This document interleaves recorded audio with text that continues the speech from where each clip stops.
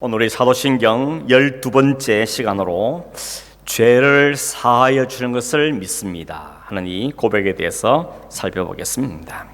이 죄를 사한다는 것, 죄 사함이란 이것이 갖고 있는 뜻이 무엇인지, 또 그것을 이해하는 것이 우리 신앙의 태도에 어떤 영향을 미치는 것인가 하는 점들을 오늘 이 성경 본문에 나오는 한 사건, 이 바리새인의 집에서 일어났던 이 한 사건을 통하여서 그 내용들을 살펴보기를 원합니다. 오늘 성경에 보니까 한 바리새인이 예수님께 같이 식사합시다 하고 식사 초대를 했다는 이야기가 나옵니다. 그 사람 이름은 40절에 보니까 시몬이라 나오죠. 시몬. 이 당시 시몬 이름은 많았습니다. 성경에 등장하는 시몬 이름만 해도 19명 정도가 등장합니다. 예수님의 제자가 12이죠. 12 중에 시몬도 2이나 있습니다. 베드로 이름이 원래 시몬이었죠.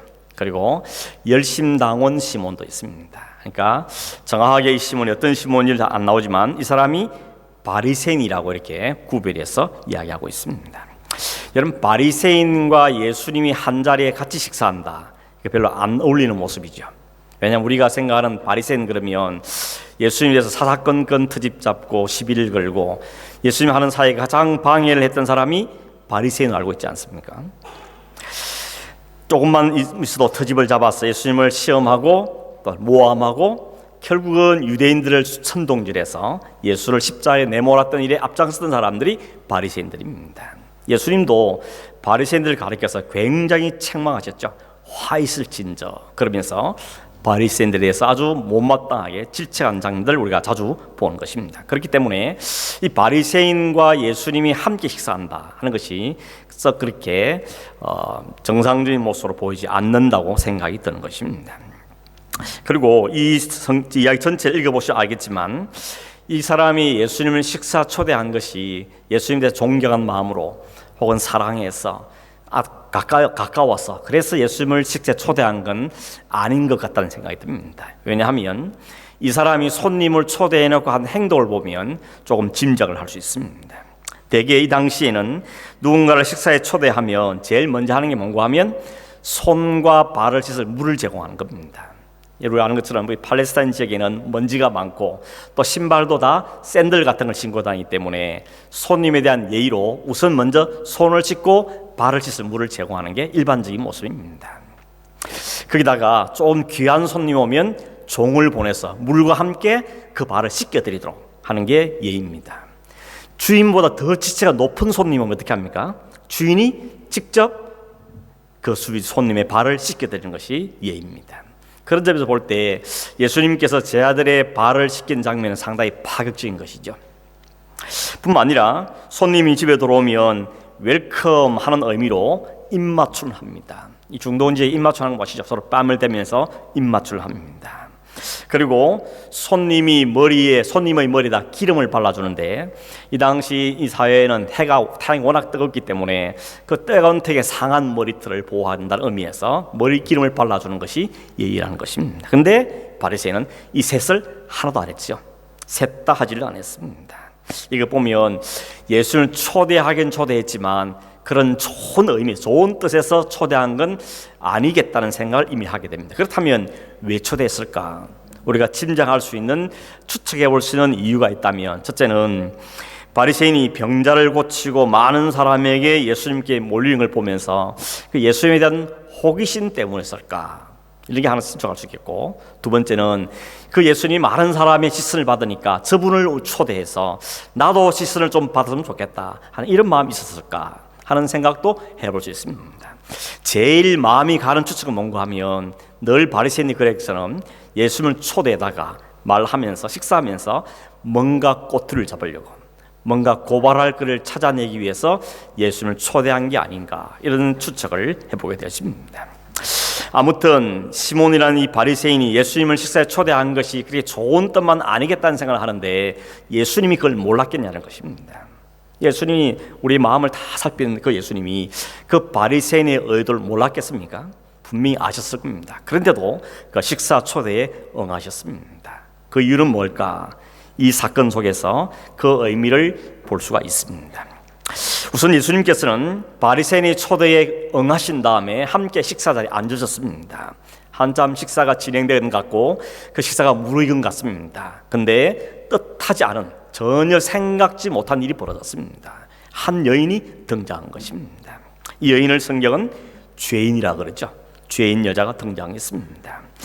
그 여인이 등장할 때 사람들이 당황스러워하는 그 시선을 이 여인은 무시하고 예수님 뒤로 가서 그 예수님의 발 아래에 무릎 꿇고, 그리고는 그의 눈물로 예수님의 발을 적시고 자기 머리털을 풀어서 그 발을 닦고 거기다 향유를 부었다는 것입니다.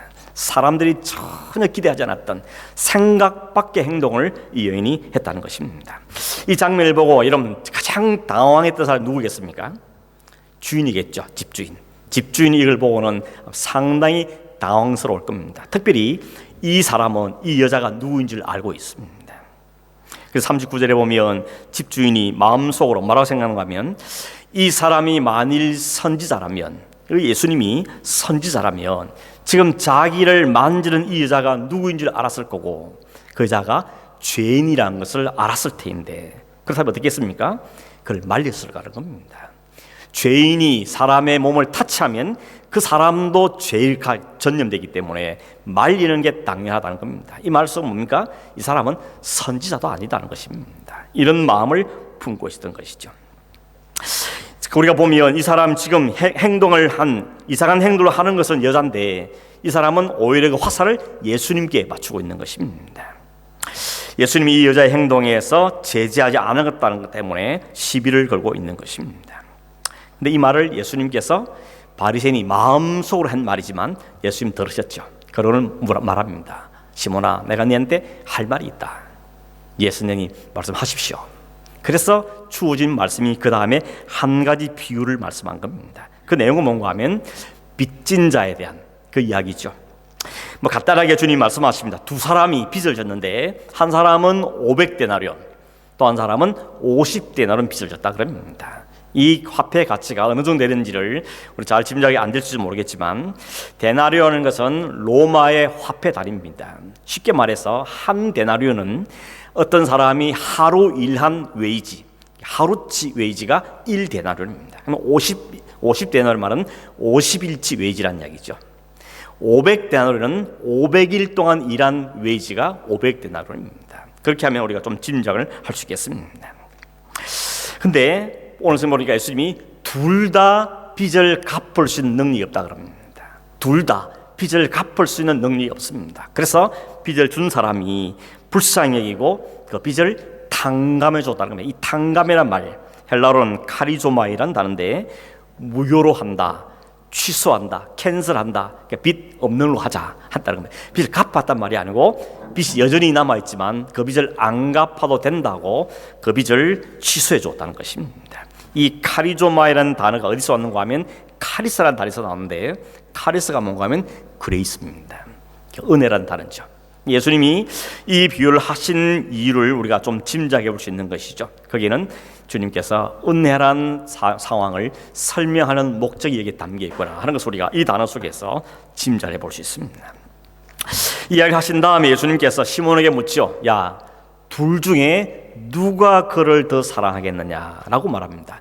분명히 빚진 이야기를 하는데 사랑이라는 단어를 쓰고 있다는 우리가 기억할 필요가 있습니다. 시몬이 바로 대답하죠. 제 생각에는 많이 탕감받은 사람이 더 사랑하겠죠. 네 판단이 옳다고 주님이 인정해 주셨습니다. 그런데 뜻밖으로 여자에게 뭐라고 말합니까? 오늘 48절에 보니까 여자에게 말하기를 내 죄 사함을 받았느니라. 50절에 내 믿음이 너를 구원하였으니 평안히 가라. 이 이야기를 죄 사함이란 말과 연결을 시키는 것을 보게 되는 것입니다. 그리고 이 장면을 함께 식사에 앉았던 사람들이 다 보고는 뭐랍니까? 속으로 저 사람이 도대체 누구기에 죄를 사하느냐 하는 의문을 품었다고 성경 이야기하고 있습니다. 여러분, 예수님께서 드러내 이 이야기를 하신 이유가 있겠는데, 그 이유가 여러 가지 있겠지만 두 가지를 전다면, 하나는 진짜 예수님 누구냐는 것입니다. 도대체 저가 누구냐 물었는데 예수님 누굽니까? 죄를 사하는 권세를 가신 분이라는 것입니다.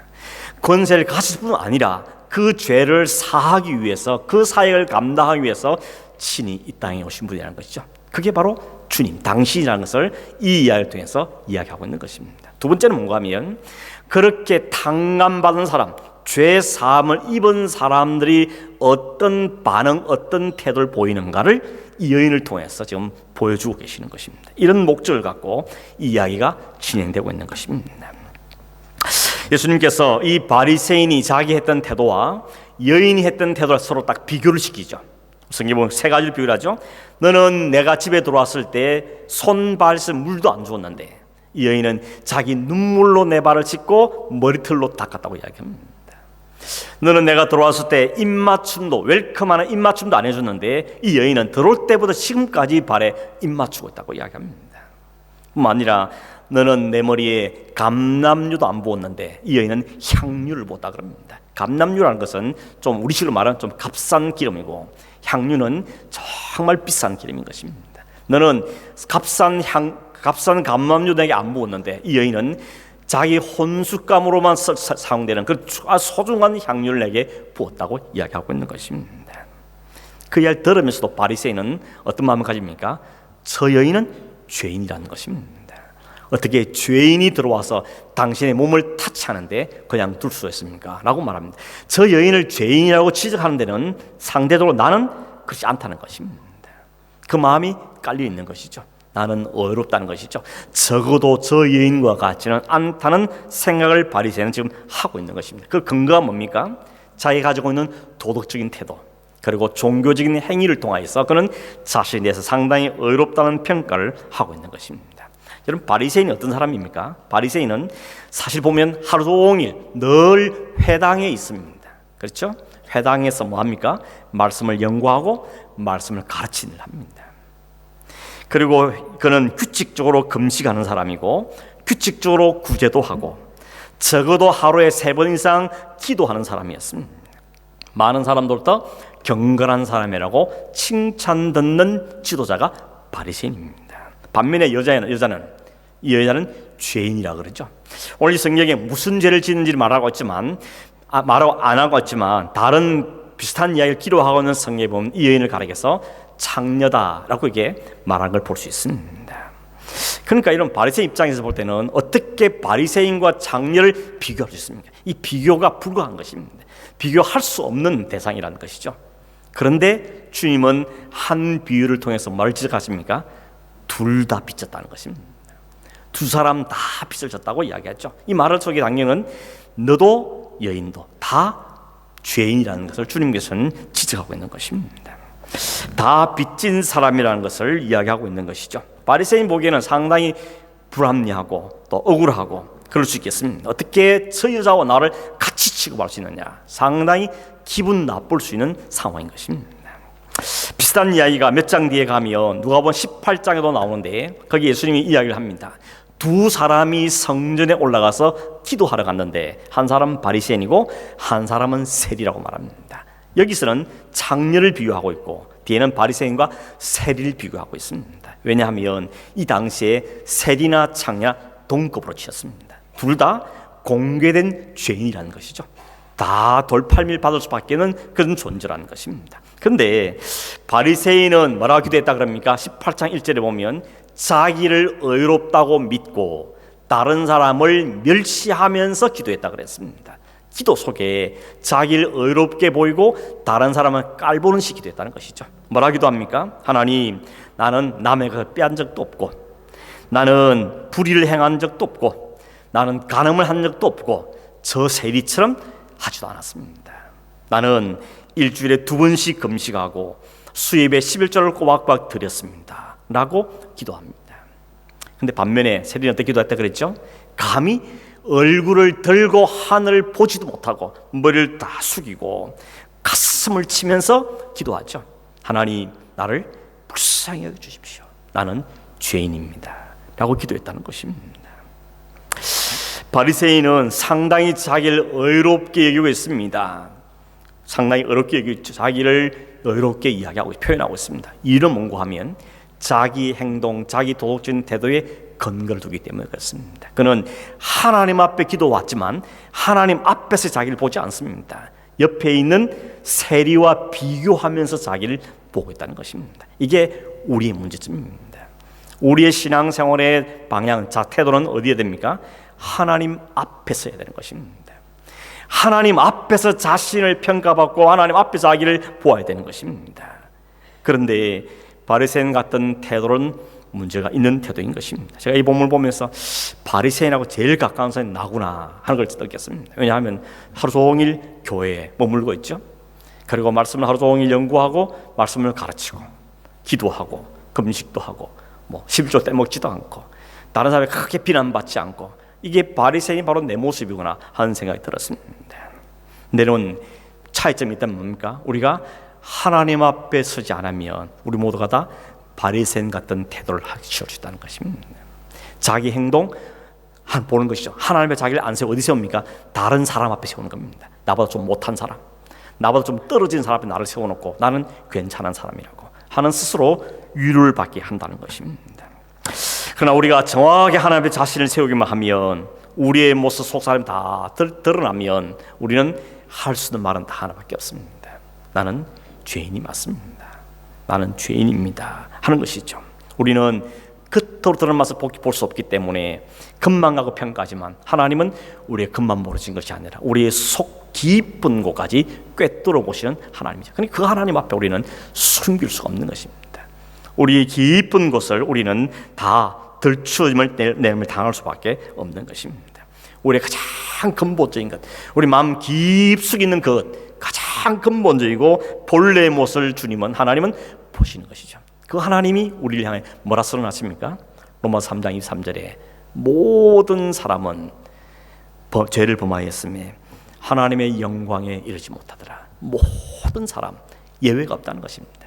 바리새인이든 세리든, 바리새인이든 그 여인이든, 500단을 빚진 사람이든 50단을 빚진, 모두가 다 빚진 자, 죄인이라는 것입니다. 거기에는 예외가 아무도 없다는 것이죠. 이사야 64장 6절 말씀을 보겠는데, 그리고 이렇게 기록하고 있습니다. 무릇 우리는 다 부정한 자 같아서 우리의 의는 다 더러운 옷 같으며 우리는 다 잎사귀 같이 시들므로 우리의 죄악이 바람같이 우리를 몰아가나이다. 여기 다란 말이 자꾸 등장하죠.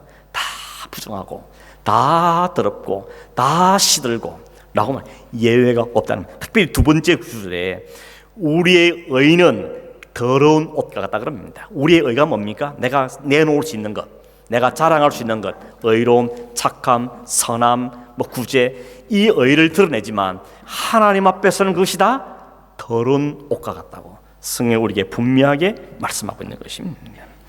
하나님은 더러운 옷이라 그러는데 우리는 그걸 의라고 이야기한다는 것이죠. 우리는 선함을 말하는데 하나님은 그걸 죄라고 말합니다. 왜 그렇게 주장합니까? 자기 진짜 실체를 안 드러내기 때문에 그런 것입니다. 진짜 자기 모습을 보지 못하기 때문에 자기 의를 이야기할 게 있고 선함을 말할 게 있다고 이야기하는 것입니다. 그러나 여러분, 자기를 정확하게 정말 제대로 하나님을 진단하면 그런 말 할 수가 없는 것이죠. 몸에 이상이 있는 분들이 병원을 가면 의사가 제일 먼저 뭐 합니까? 뭐 하라 그러죠? 검사 받으라 그러죠. 검사 받으라. 사진 찍어 보세요. 엑스레이 촬영해 보세요. CT를 해보세요. 소변 검사를 해봅시다. 피 검사를 해봅시다 라고 말합니다.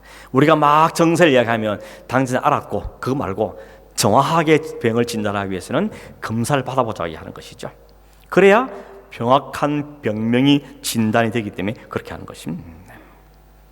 우리가 하나님의 말씀의 엑스레이 앞에 서면 우리의 모든 수면력이 다 덜추어지는 것이죠. 겉으로 볼 때는 그냥 찢기고 상처난 건 보이지만 속에 된 건 보이지 않았는데, 그걸 엑스레이를 통과하고 CT를 통과하면 드러나는 것처럼 하나님의 그 정확한 말씀 앞에 우리가 스캔되면 우리의 모든 감추인가에 다 드러날 수밖에 없다는 것입니다. 그러면 그 진단은 뭡니까?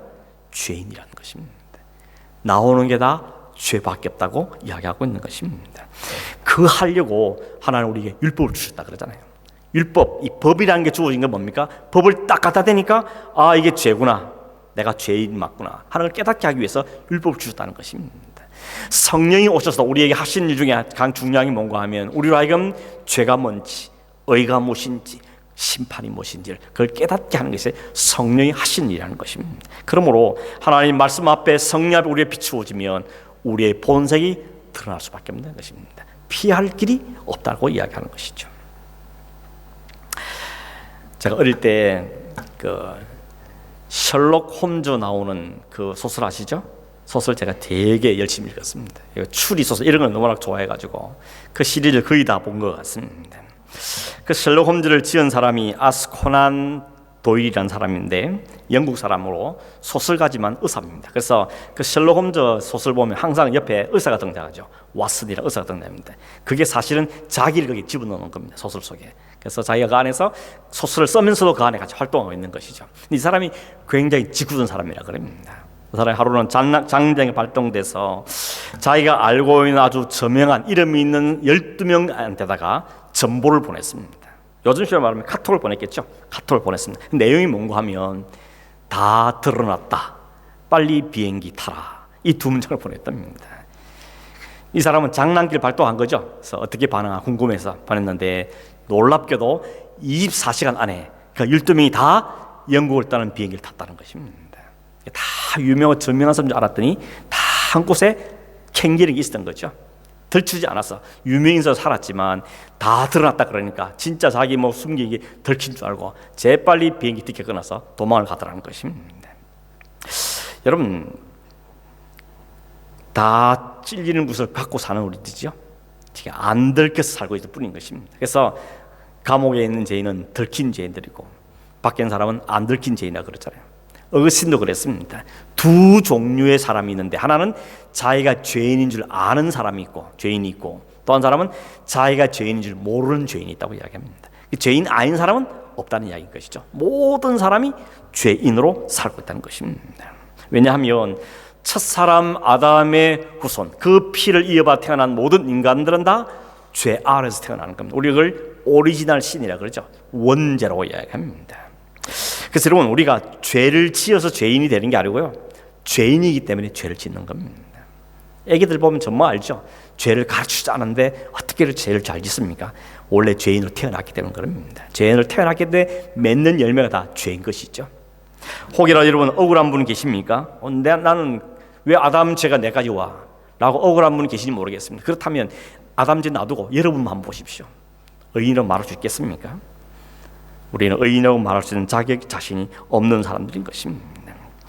혹시라도 거기에 대해서 자신이 있다고 말하는 사람이 있다면 아직 자기를 정확하게 스캔을 안 해봐서 그런 겁니다. 그냥 겉만 보고 난 건강한 사람이야. 건강한 줄 알았는데 스캔해보니까 자기가 건강하지 않다는 게 들추나게 된다는 것입니다. 우리가 아는 다윗은 자신이 그런 존재를 알고 있는 사람이었습니다. 시편 51편 5절에 보면 다윗이 자신의 죄에 대해서 이렇게 통하죠. 내가 죄악 중에 출생하였으며 내 어머니가 죄 중에서 나를 잉태하였습니다. 이게 다윗이 밧세바 죄를 우리아 아내를 범죄한 다음에 죄를 깨닫는 게 아니고 죄를 깨닫고 보니까 그것 때문에 죄인이 된 게 아니라 자기는 이미 태어날 때부터 아니 어머니 뱃속에 있을 때부터 죄인으로 태어났다는 것을 고백하고 있다는 것입니다. 그 내려온 그 죄가 가져온 결과가 뭡니까? 치명적인 독을 우리에게 주었습니다. 그 독이 우리를 사망으로 이끄는 것입니다. 죄는 우리를 사망으로 끌고 갑니다. 그게 치명적인 결과인 것이죠. 로마서 5장 12절에 보면 사도 바울이 이에 대해서 말하기를 이렇게 말했습니다. 그러므로 한 사람으로 말미암아 죄가 세상에 들어오고 죄로 말미암아 사망이 들어왔나니 이와 같이 모든 사람이 죄를 지었으므로 사망이 모든 사람에게 이르느니라. 죄의 결과는 사망입니다. 사망을 피할 길이 없다는 것입니다. 더군다나 인간은 스스로의 실력과 노력과 그 사망을 치유할 수 있는 방법이 없습니다. 불치병입니다. 이 병은 치유할 방법이 없는 것이 우리의 실력과 우리의 노력 아무리 연구를 해도 이 죄와 죄의 사망에 대해서는 피할 길이 없다는 것입니다. 양심의 가책을 받아서 혹은 고행을 하고 수행을 하고 아니면 많은 돈을 들여서 구제를 하고 선한 일에 기부를 하고 선을 쌓고 쌓아도 죄는 그대로 있습니다. 그것 때문에 죄가 없어지는 않는다는 것입니다. 죄에 대한 치료 방법은 하나밖에 없습니다. 하나님께서 제공하신 방법, 그게 바로 예수 그리스도의 십자가의 은혜인 것입니다. 그 피만이, 그 그리스도의 보혈만이 우리의 죄를 깨끗하게 씻을 수 있다는 것입니다. 이사야 1장 88절에 보면 여호와께서 말씀하시되 오라 우리가 서로 변론하자. 너희 죄가 주홍 같을지라도 눈과 같이 희어질 것이요 진홍같이 붉을지라도 양털같이 희게 되리라. 방법이 그것밖에 없기 때문에 하나님 오라고 하시는 겁니다. 우리를 초대하는 것입니다. 예수 그리스도 십자가 보혈을 초대하는 것입니다. 거기밖에 치료할 방법이 없기 때문에 거기로 가자고 우리에게 요청하고 있는 것입니다. 빌라도가 예수를 십자가에 내어준 다음에 어떻게 합니까? 손을 씻죠. 이제는 나와는 상관이 없다. 손을 씻습니다. 근데 그게 씻어집니까? 오늘날까지 우리가 본디오 빌라도에게 권한을 받았사라고 고백하고 있는 것입니다. 그 셰익스피어가 지은 맥베더 거기 보면 그 맥베더가 그 아내가 공모를 해서 자기 사촌형을 죽여버리고 왕을 죽여버리고 자기가 대신 왕이 됐습니다. 근데 이 일에 참여했던 그 아내가 너무 양심의 가책이 심하니까 손을 막 씻으면서 외칩니다. 저주여 떠나가라. 죄의 저주에 떠나가라고. 그런데 떠나갈 수 없는 거죠. 양심의 가책을 늘 마음을 찌르는 것입니다. 여러분, 죄책감이라는 게 그렇게 무서운 겁니다. 죄 자체도 무서운 거지만 그 죄 때문에 느끼고 고통받는 그 죄책감이라는 것이 우리를 신경을 마르게 만들죠. 뼈를 마르게 만드는 것입니다. 그 죄책감에 사로잡힌다는 게 얼마나 고통스러운지 모르는 것입니다. 아무리 비누로 씻어도 씻을 수 없는 것입니다. 그런데 그 씻길 수 없는, 씻을 수 없는 그 죄를 위해서 이 땅에 친히 죄 사함의 권세를 가지시고 이 땅에 오실 뿐만 아니라 그 죄값을 친히 대신 다 치러내심으로 우리를 용서하신 것이 빚을 탕감해 주신 분이 바로 예수 그리스도이신 것입니다. 그래서 여러분, 기독교 신앙의 출발점이 어딘가 하면 자신이 죄인임을 깨닫는 것 자리, 거기서부터 신앙은 출발하는 것입니다. 우리가 하나님 앞에서 죄인이라는 사실, 씻을 수 없는 죄를 갖고 그 죄책감에 사로잡혀 살 수밖에 없는 존재라는 걸 인식하고 깨닫는 그 순간이 우리의 신앙의 출발점인 것입니다. 예수님께서 산상수훈을 말씀하실 때 복 있는 사람이 어떤 사람인지 아느냐라고 우리가 늘 관심 갖는 복에 대해서 말씀하실 때 첫 번째 뭐라고 했습니까? 심령이 가난한 자가 복이 있다 그랬습니다. 복 있는 사람 어떤 사람인가? 심령이 가난해지는 사람인 것입니다. 이 말은 겸손을 말하는 게 아닙니다. 어떤 사람이 심령이 가난한 사람입니까? 오늘 성경의 설교에서 말씀드렸처럼 성전에 기도하러 갔어도 기도하러 가놓고도 감히 하나님 우를 쳐다볼 수도 없고, 그래서 가슴을 치면서 나를 불쌍히 해주십시오. 나는 죄인입니다. 라고 낮아진 마음, 무너진 마음, 그걸 가리켜서 바로 심령이 가난한 마음이라 그랬죠. 오늘 본문에 나온 것처럼 예수님께 와서 뒤로 돌아가서 머리털을 풀고 그 발에 씻기고 입 맞추는 그 여인 상태, 그걸 가리켜 성경은 심령이 가난한 자로 말합니다. 근데 여러분, 그 가난한 마음에 하나님의 죄사함의 은혜가 임하게 되는 것입니다. 높아진 마음이 아니고 그 낮아진 마음, 자신의 죄를 인식하고 주 앞에 은혜를 구하고 불쌍히 달라고 구하는, 그렇게 갈 수밖에 없는 그 앞에 무너진 그 심령 가운데 하나님 은혜가 그 가운데 임하게 되는 것입니다. 나는 처음부터 죄인이었고 죄의 자리에 있었고 도저히 그 죄책감으로 지울 수 없고 빚진 자 같은 억눌림과 고통과 괴로움에 사로잡힌 그에게, 그래서 주님의 은혜밖에 없어 엎드리는 그에게 하나님이 죄 사함의 은총을 허락해 주는 것입니다. 여러분, 그 은혜를 입은 사람들이 어떻게 반응하는지 아십니까? 시편 30편 1절에 보면 1절과 5절에 보면 이렇게 말합니다. 허물의 사함을 받고 자신이 죄가 가려진 자는 복이 있도다. 진짜 복은 그거라는 겁니다. 허물이 가려지고 죄 사함을 입은 것이 진짜 복이라는 것입니다. 그리고 내가 이르기를 내 허물을 여호와께 자복하리라고 주께 내 죄를 아뢰고 내 죄악을 숨기지 아니하였더니 주께서 내 죄악을 사하셨더라. 죄로부터 용서받고 죄책감으로부터 자유하게 되는 것이 진정한 기쁨이고 감사하고 그게 복이라고 시편기자가 노래하고 있는 것입니다. 그렇게 죄 사함의 은혜를 확인한 사람에게 나오는 게 뭔가 하면 오늘 보면 나오는 사랑과 헌신인 것입니다. 여러분, 이 부분 다 과정 생략되어 있지만 이 여인의 사랑의 행동, 그 헌신의 모습은 어디로 출발되는가 하면 그 죄 사함의 은혜로부터 출발되는 거예요. 하나님 오늘 성경에 그걸 주님이 확인시켜 줍니다. 네 죄가 사하여졌다. 내 믿음이 너를 구원하였다. 이젠 평안히 가라고 선언해 주시는 것입니다. 죄 사함의 은혜를 확인한 사람의 마음에 있는 감정이 뭔가 하면 평안입니다. 평안.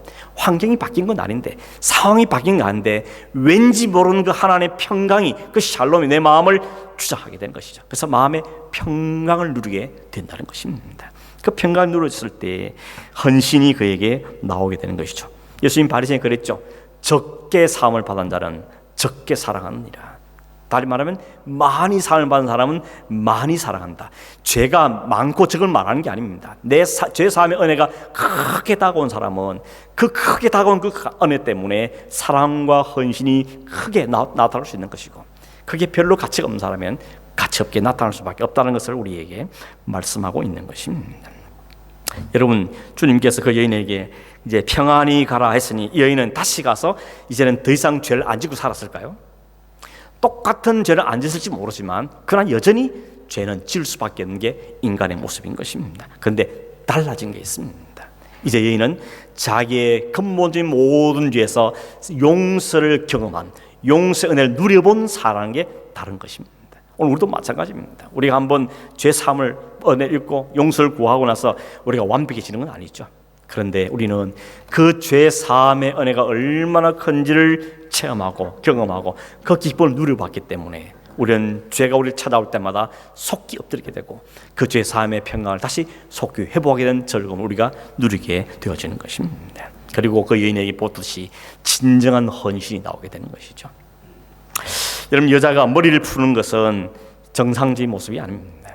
함부로 머리를 푸는 게 아니었습니다. 어쩌면 그것 때문에 이혼 사유가 될 수 있다 그럽니다. 그런데 여인은 거기에 크게 상관하지 않습니다. 왜냐하면 자기가 이 상황, 이 순간에서 그 예수님께 할 수 있는 최고의 사랑의 표현이 그거라 생각하기 때문에 주님이 그 집에 있다는 걸 알고는 그 집에 찾아가서 향유를 준비해서 찾아가서 주님 앞에 그 사랑을, 최고의 존경을, 헌신을 표현하는 행동이 오늘 성경에 등장하고 있는 것입니다. 사람을 움직이는 게 법이 아닙니다. 사람을 움직이는 것은 강요도 아닙니다. 하나님의 은혜가 그를 사로잡을 때, 그 은혜가 그를 덮을 때 그 은혜의 반응으로 나오는 것이 사랑이고 헌신인 것입니다. 이건 경험해보지 못하면 이해할 수 없는 놀라운 기독교 안의 신앙의 신비라고 말할 수 있는 것입니다. 오늘 저와 여러분에게 이런 감사, 이런 감격, 이런 헌신, 이런 사랑이 있는지를 한번 생각해 보시길 바랍니다. 이게 좀 식어졌다면 내가 어딘가 좀 고장이 좀 났구나 하는 것을 알 수 있는 것입니다. 말씀을 맺습니다. 오늘 본문에 등장하는 바리새인 시몬도 향유를 예수님 발에 부은 자도 하나님 앞에 동일한 죄인이었습니다. 차이가 있다면 여자는 자신이 도저히 갚을 수 없는 사함의 은혜를 입었다는 사실을 그는 아는 사람이었고, 시몬은 그걸 모르는 사람이었던 것이죠.